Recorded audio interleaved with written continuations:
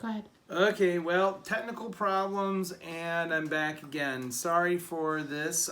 This will be a very brief one. The interest rates also are kept artificially low.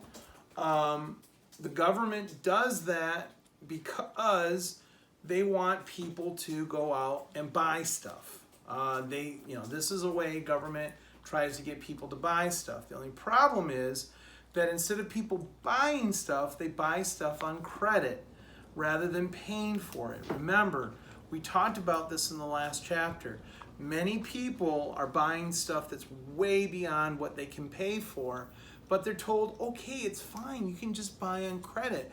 And so what they do is they just go ahead and put some money down and then buy it with the hope that somewhere down the road they'll have enough money to pay it off. And so once again, these companies are benefiting initially, but then once people start realizing, oh no, I have no money, they can't pay back the companies that they've borrowed from. And this wasn't like a regular credit card. Those come out in the 1980s.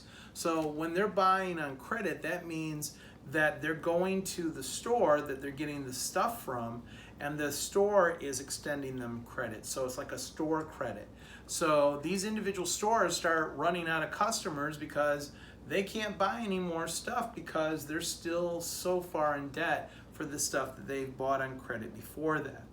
The last thing, oh, yes. Oh, wow. See, I just explained that. I didn't realize that this was a blank for you. I'm sorry, guys. So this encourages people to buy on credit rather than paying for the goods. So this encourages people for buying on credit rather than paying for goods.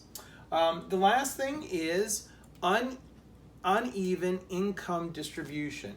We talked about this in the last chapter. We talked about the fact that during the 1920s, that owners of businesses saw about a 60% increase in their wages, but the workforce only received 10%. Here's the problem. So while prices are going up, you have one business owner here that can still afford the prices. Even though the workers are getting 10% more, we have 100, that's a little bit too low. Let's say 1,000 workers who, because of only a 10% increase, these 1,000 workers can't pay for the increases in prices. So here's the problem. Sure, the owner can continue to buy anything and everything that they need to buy because even though prices are higher, they can still afford it. But here's the thing. A person, a buyer, a owner can only buy one thing of something, right? They're not going to want to buy 50 things or 60 things. You need these 1,000 people to buy the 50 or 60 things. The only problem is because they've only had a 10% increase in their wages aren't keeping up with the prices of goods that keep on going up higher and higher. So while you need these 1,000 people to be buying stuff, they can't. They don't have the money to do it. Whereas the single owner, yeah, he does, but unfortunately, he doesn't buy a ton of stuff. So this is another reason for the Depression. Okay, so got a good start on the Depression.